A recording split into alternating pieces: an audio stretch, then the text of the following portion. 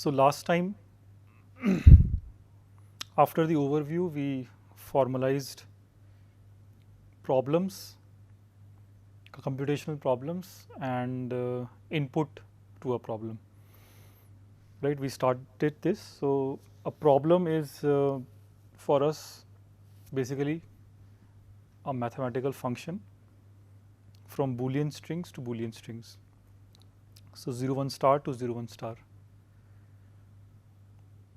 And Boolean strings are enough because you can encode any mathematical object as a Boolean string, right? Integer, for example, you can express it in binary in base 2, and since you can represent integer in binary, you can represent almost any other thing, right? Graph or vector or matrix or ring. And bits are good in computers because 0 is like off state and 1 is like on state. So this is how data is stored and processed in hardware at the very low level. Now one important thing is that functions whose output is a string, so it's many 0 1s.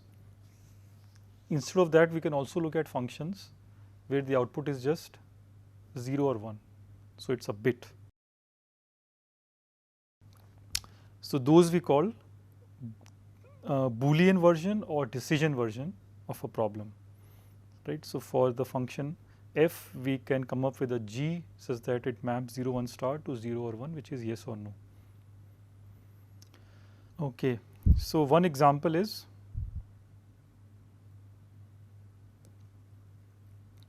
if you look at the plus operation, right, this has the decision version.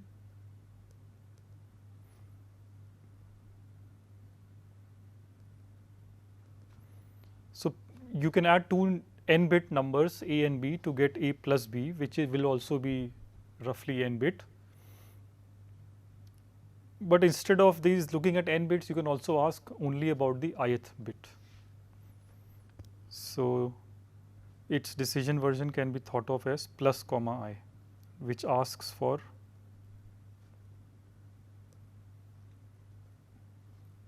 the ith bit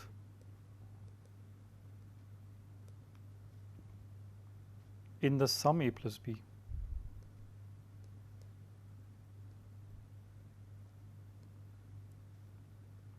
Right. So this is the answer is 0 or 1 only because ith bit is just 0 or 1.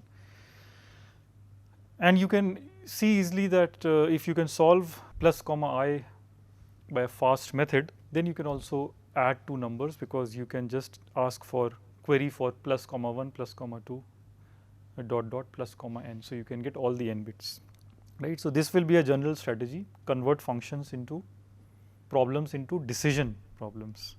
Okay.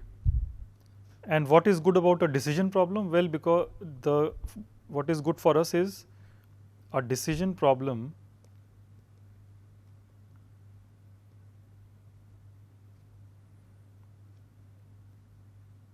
f has an associated language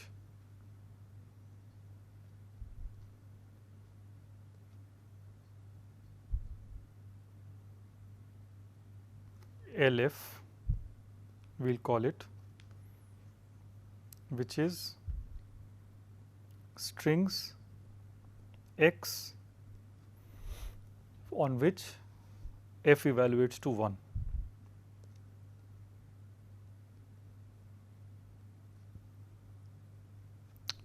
Okay, so this will be the language. So language is nothing but a subset of strings, and these are the yes strings.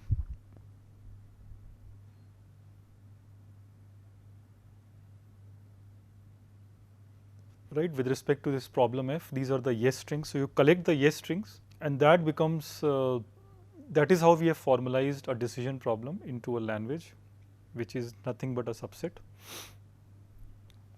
And then you can talk about machines recognizing this language.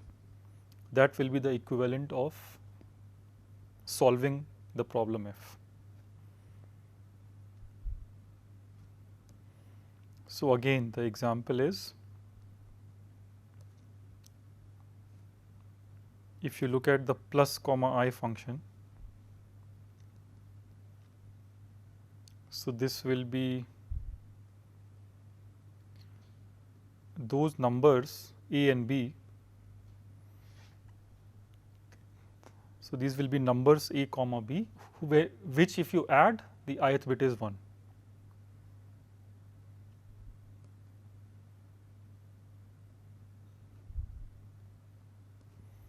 Okay, so in the sum, ith bit is on, it's 1.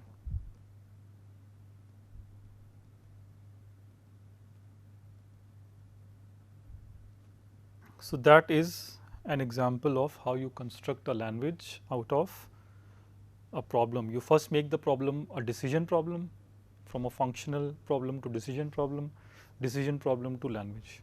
So the problems computing a Boolean function f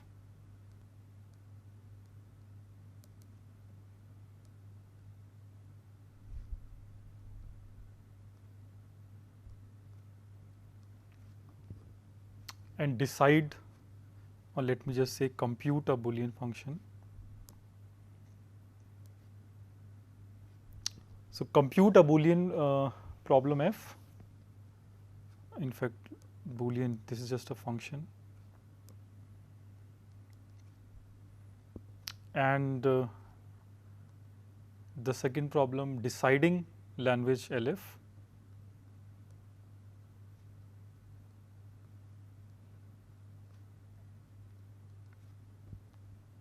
These are the same.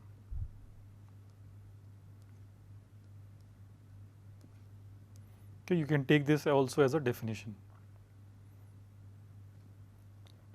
So computing a function, Boolean function, decision problem, or deciding the corresponding language, these two phrases mean the same thing. Okay, this is how we want to formalize problems. This is not a very important or insightful thing, but it helps us to formalize things above problems, which are complexity classes, reductions. Okay, all these things that we'll do in computational complexity, they will be nicer to write if we go through this notation. So that is how we have formalized problems and inputs. So problems are now just languages, which are just subsets of strings, and inputs are just strings, right? So yes string will be in the language, no string will be outside the language, and a machine has to distinguish which is which. So what is a machine?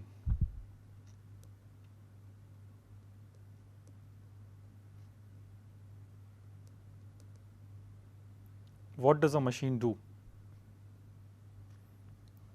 Right, that's an important thing to formalize if you want to formalize computation at all. So the best formalization that we know currently is a Turing machine.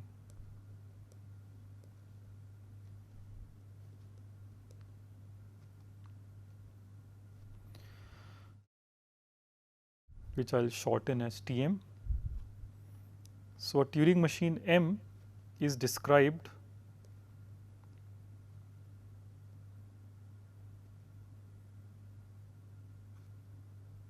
by a tuple gamma q delta. So you probably already know the definition of Turing machine. You have worked with also other kinds of computational models. But for this course, I will just in the first week quickly give a recap as I have promised.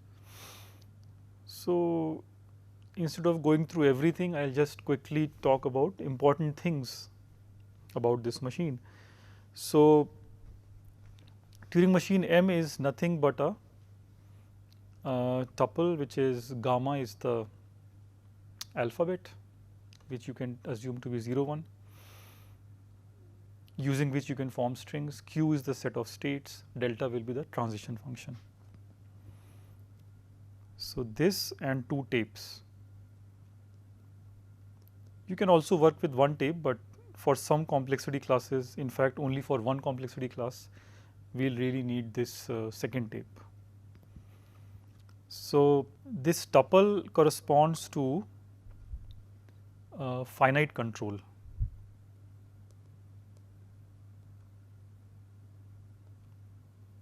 Okay, for those of you who have seen Turing machine, there are 2 parts. There is a finite control and there is an infinite tape, infinite memory. So this gamma, q, delta, these are finite and they represent, in fact they signify finite control. The 2 tapes, they signify infinite memory.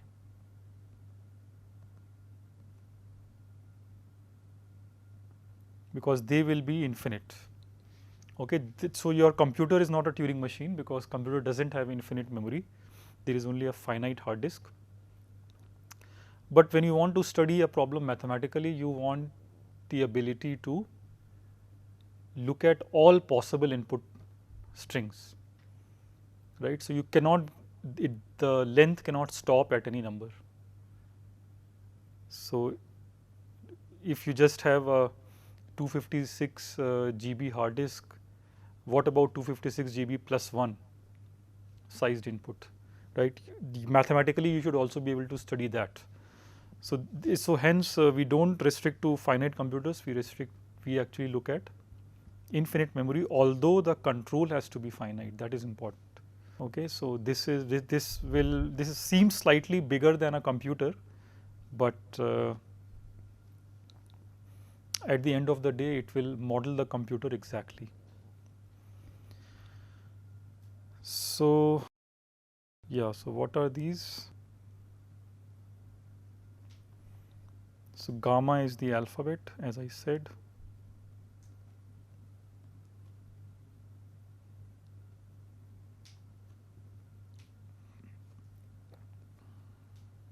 So it contains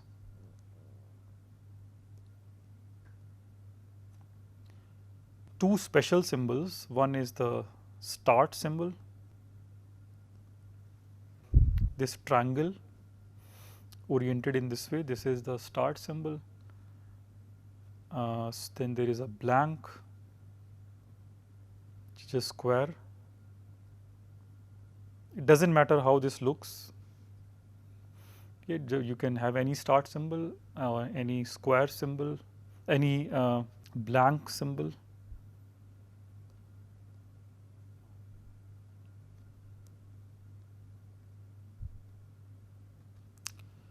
And other symbols. So which you can think of as 0, 1. This will suffice. Okay, so there are minimum you need are these 4 symbols in the alphabet. Then Q is the set of states.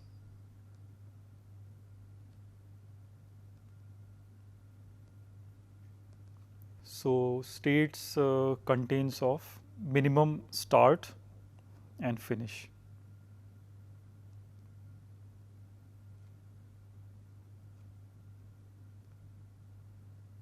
Start state,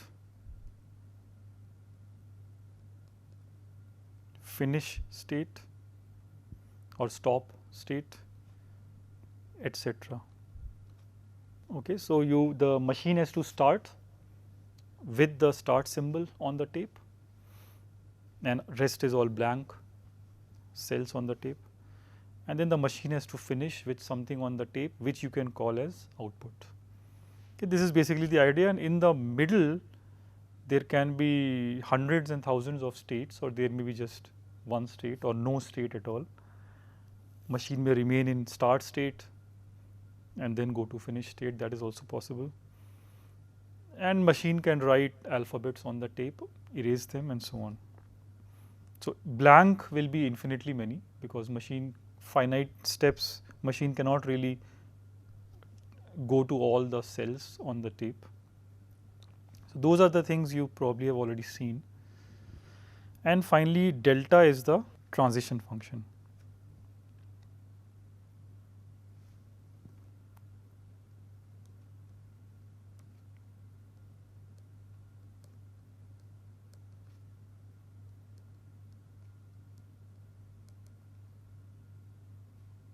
So transition function tells you, tells the machine what to do next, right? What state to move in. So Q, it takes as input the current state and the values that the machine is looking at on each of the tapes. So it's one is from gamma, other is also from gamma, so gamma square. Then what state to move and what to write, which is again gamma square, and where to look next, right? So should the head go left, right, or should stay wherever it is? So stay or left or right on both the tapes. This is stay, this is left, and this is, so move left, head moves one step left, one cell left, or the cell on the right. And this can happen in both the tapes, so it's square. So what is the semantics of this? Eventually, in case you have forgotten. So the Turing machine semantics, you can think of it in this picture. So the control is in some state, let's say state QS.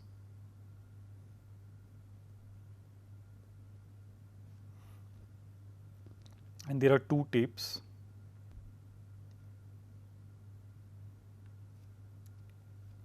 Tapes have cells, first tape has cells, second tape has cells,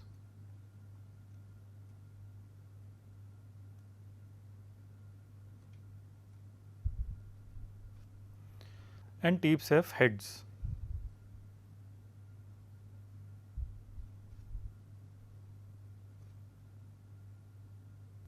So initially, in the start state, you start with the start symbol, head is looking at the start symbol, and the tape extends infinite on the rights. So first tape is called the input tape.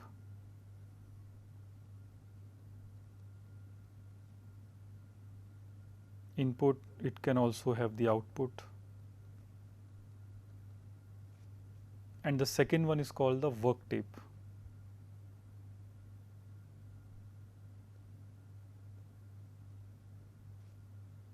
So work tape has nothing in the beginning, so it's just blank. Input tape has a string, and then maybe blank starts. Okay, so string in this case is just 101, that's the input. And now the transition function will dictate what to do next. Okay, this is what you can think of as the algorithm, which is solving your favorite problem. So where to move, and then next, so for example, transition function may dictate to move right, so then the head is now reading 1. Now what to do when the head reads 1? So transition function may say that write something on the work tape. Okay, so then the head may go to the blank cell and write something. So the thing is that work tape is editable. Input output tape is not.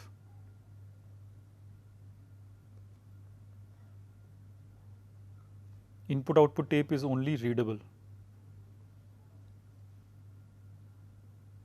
Okay, you cannot edit it. Work tape you can obviously read, but you can also write. The head can write.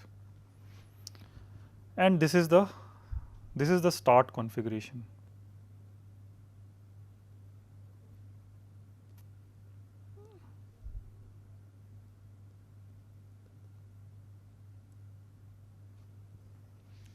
Okay, so in general we'll use this word configuration, which will basically mean what the control is at what state,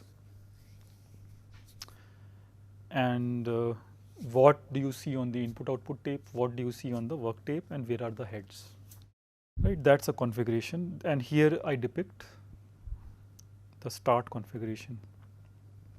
So again there are two heads,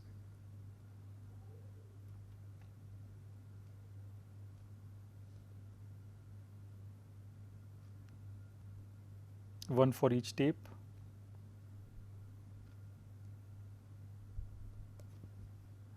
and so say the Turing machine is at state Q,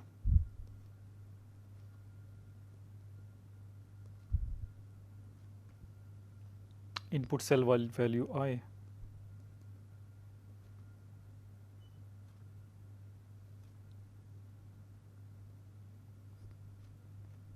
and work cell value W.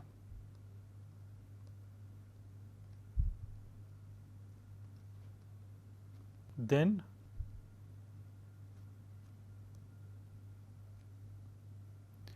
delta on Q I W, if it is equal to Q prime I prime W prime epsilon 1 epsilon 2, if the transition function dictates this, then it means that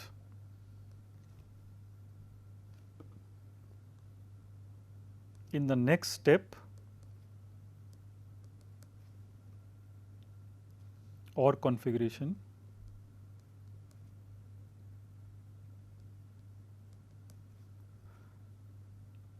state is move to state Q prime,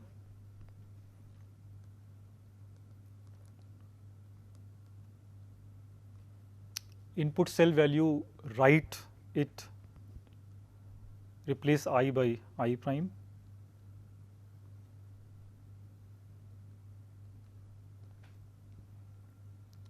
okay, the work cell value to W prime,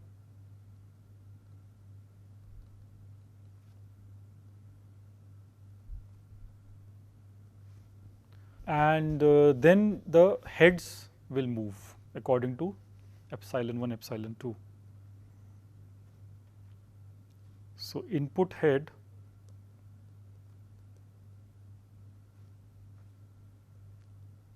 moves via whatever epsilon 1 dictates. If it says stay, then stay, left, then move left, right, then move right.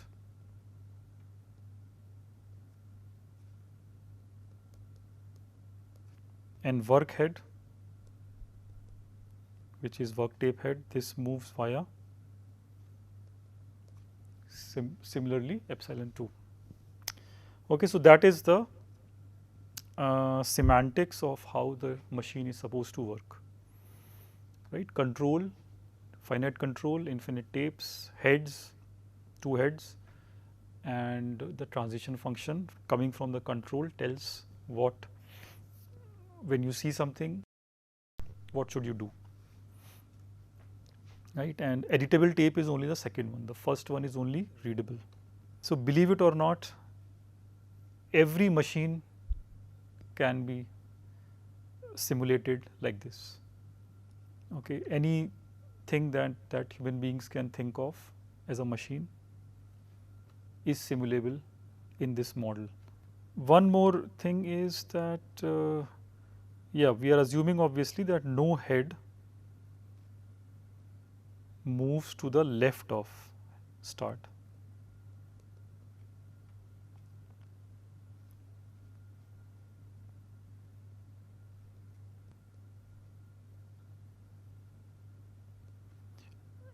Nor can it, neither can this be erased. Okay, so the start symbol is sacrosanct, that cannot be edited, and the head cannot move behind. So we are thinking of tapes only infinite in one direction. So movement can happen back and forth, but it cannot kind of fall over the start symbol. Okay. This is just a notation. You can also think of infinite tape both sides, but these are simple exercises that model will not really change. Okay, so let us be concrete and say that start symbol, you cannot go left, you cannot erase it.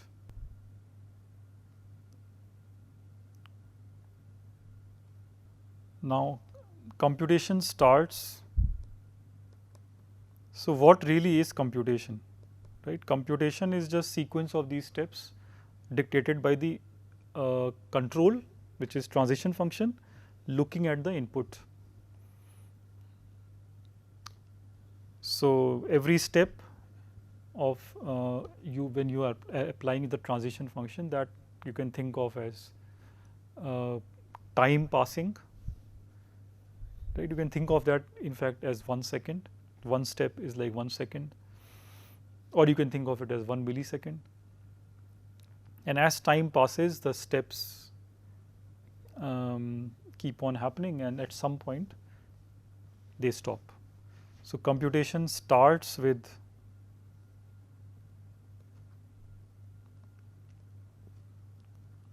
the start configuration,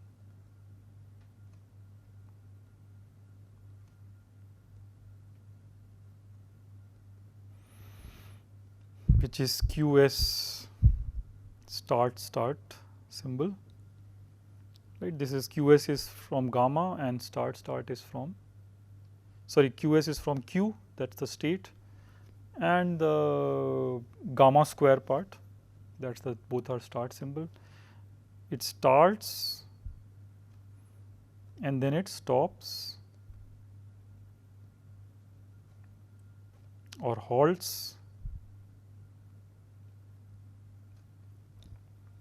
at the state QF.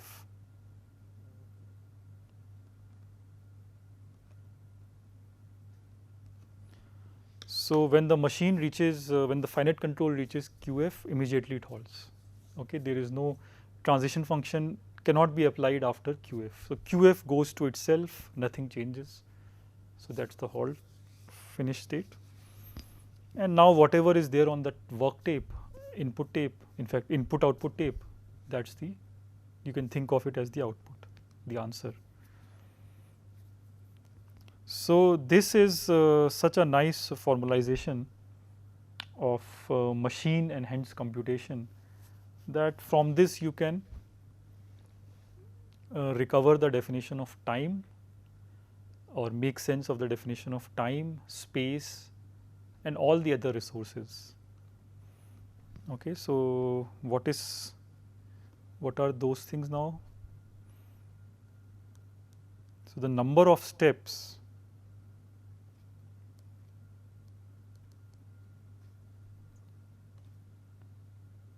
taken by the Turing machine is called time taken by M on X.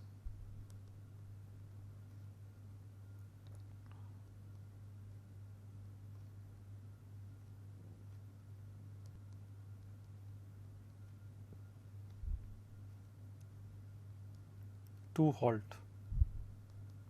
Now it is possible that machine was in an infinite loop, so it never stops, then the time is infinity.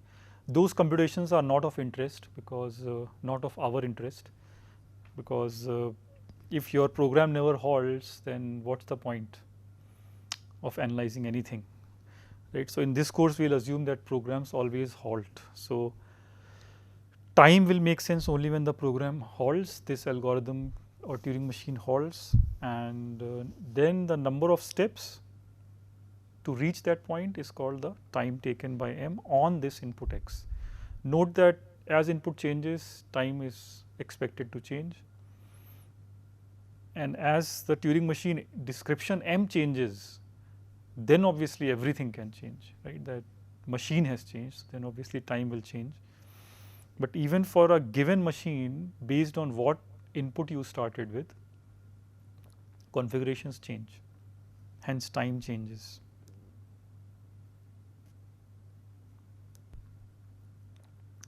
The number of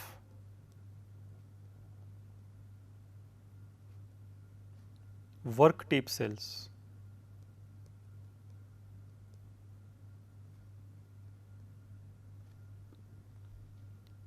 used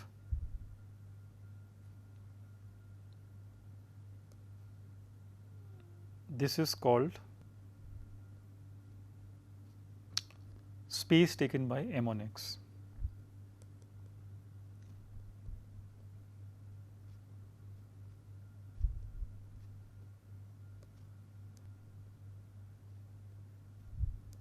Okay, so both time and space can be now defined beautifully for this machine. And as you can see, it is independent of any actual hardware architecture, right? Everything here is just mathematically, abstractly defined. Any computer architecture, any computer, any computing device, even a non-computer, whatever it does, you have to remember that, or you have to recognize that every step is very simple in a machine, right? One step is simple. It's only after many, many steps that things become complicated overall. It's the same thing with Turing machine. Here every step is simple, but yet when it halts, maybe something miraculous has happened in the output. So that's the idea. So one thing I should say here is that the input-output tape, I said that it's only readable, but you are allowed to write the output on that. So let me write that.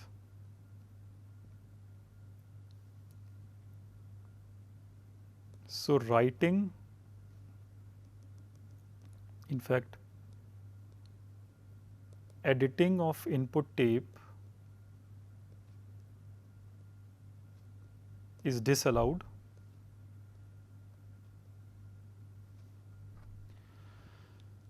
But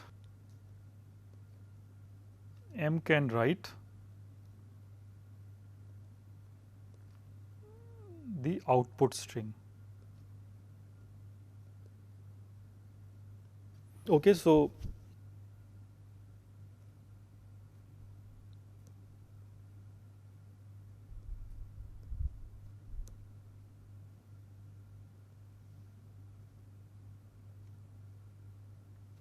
the output string, it can write one by one on the input tape, but nothing else. In particular, writing on top of a bit, a cell, so erasing and then writing, those things are not allowed. But the output can be gradually written, incrementally written on the input-output tape. So in that sense, input tape is mostly just readable. It's not an editable, these are not editable cells. Work tape is for that. Okay, so that is a lot of definition, although I hope you have already seen it before. So this is just a revision, just a recap. Anyways, let me just exhibit this definition, exemplify this definition through parity computation.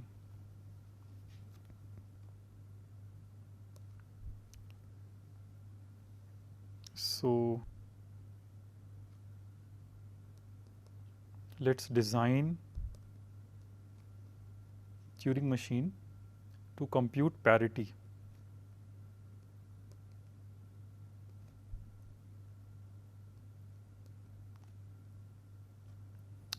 Of input string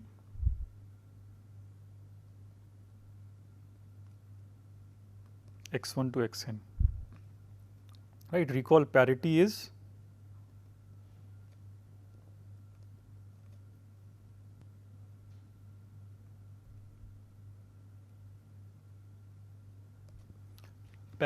just as the name suggests, you sum up x1 to xn, these are bits, and see whether the sum is odd or even. If it's odd, output 1, even, output 0.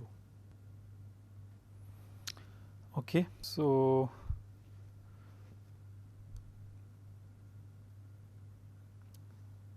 roughly the Turing machine has steps.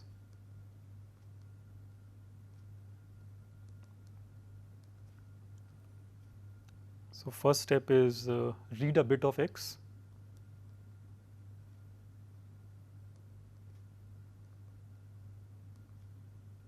Now, if the bit is 0, then whatever parity you have computed till now, you don't have to change it.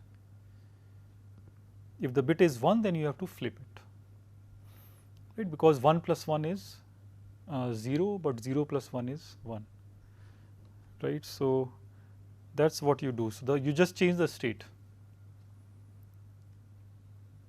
If it's 1,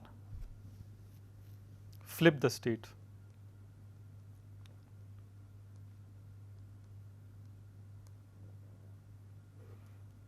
Okay, else not.